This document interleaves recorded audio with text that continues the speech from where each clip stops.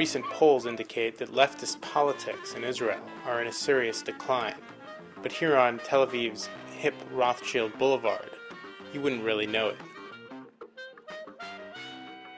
Grooving to the music is Eran Ben-Yamini, the number 2 candidate in the new Israeli Green Movement Party, who hopes to get into the Knesset for the first time. The thing is that in Israel, because of the security issue dominant or any kind of other issues, and we determined that other social, like education, poverty, and other environmental issues should be discussed in the government.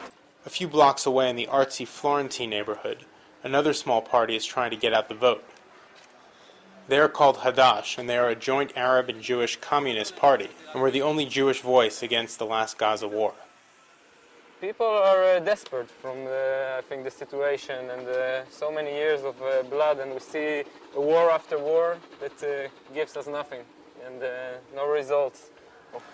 Kim Scher voted for the more moderate Labour Party in the last election, but now regrets it.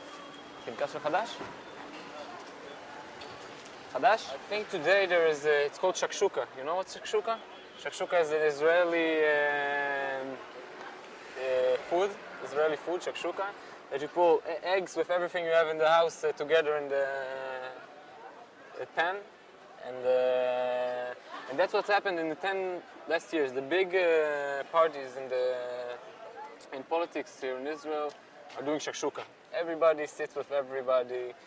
Labour party sits with Lieberman, that is a fascist, sits with the Likud, sits with the Kadima, everybody, and they don't give some vision. To the right of Hadash's Meretz, who were out canvassing in Jerusalem the day before the election. Meretz is the dovish party, which fights for the economy, for social democratic values, for the environment, for peace with the Palestinians and the Syrians. And we are the only opposition to Lieberman and Netanyahu. The greatest decline has been in the Socialist Labour Party. While they tallied the second most votes in the last election, they are projected to come in 4th this time, and it is doubtful they will find a place in the next Israeli government.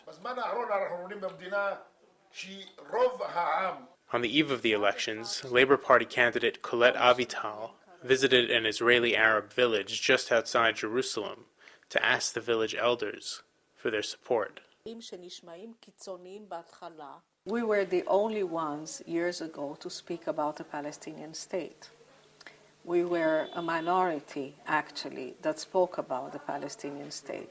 Today, the two-state solution has become accepted by almost 70% of the Israelis. So you may say it is a triumph of our ideology, but at the end of the day, it is not anymore something which sets aside the Labour Party as something particular. Hebrew University political science professor Gidon Rahat sees Labour's slide as the result of the failed peace process with the Palestinians. In the last few years, the decline of the left has to do with the crisis with the peace process. People don't believe that there will be that there is really any hope for peace agreement. It's a problem. You know, people look at it and they say, we won't give up the territories to give it to Hamas.